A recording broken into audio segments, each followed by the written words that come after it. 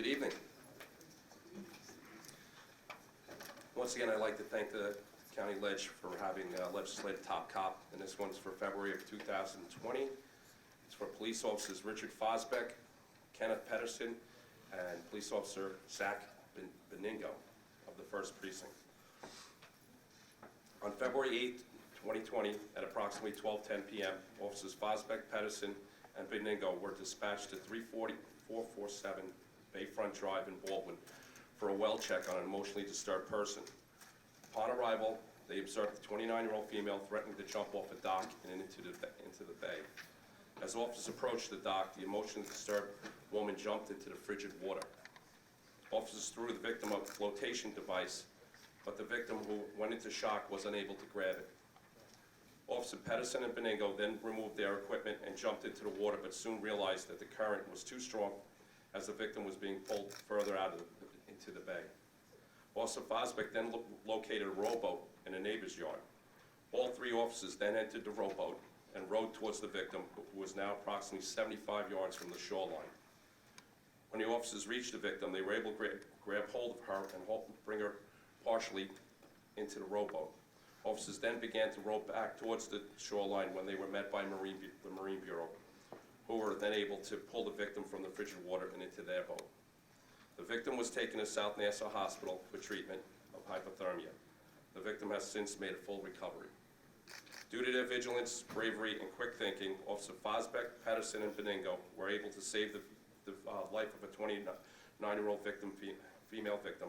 The PVA is proud to name them legislative top cops for February 2020. I'm always impressed by the courage and dedication of our officers, and to be able to assess the situation within seconds and minutes definitely underscores the training that you get, and underscores the people that you are.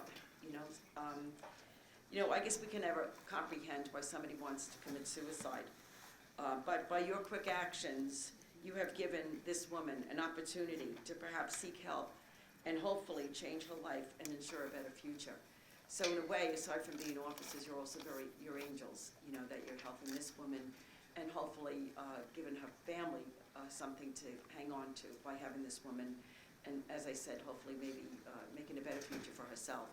But thank you once again. You really have shown such courage, such bravery, and just dedication. That's why you're the best. Thanks.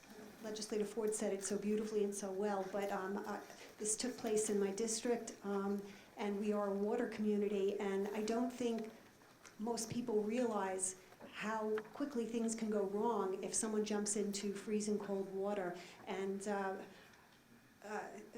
James McDermott mentioned about going into shock, and I think that really added another layer, another element of the danger, and how quickly all of the people who were involved in the rescue and the young woman herself, how quickly they could have died.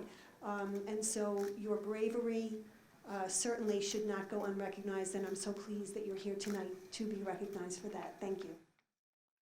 As I said, we do this every month, and we hear these stories every month. And these are extraordinary stories, but they're only a fraction of what our law enforcement personnel, our police medics, our DAI, our corrections officers do. So we are truly fortunate in this county to have such fine, dedicated men and women. So we want to thank you very much for all that you do.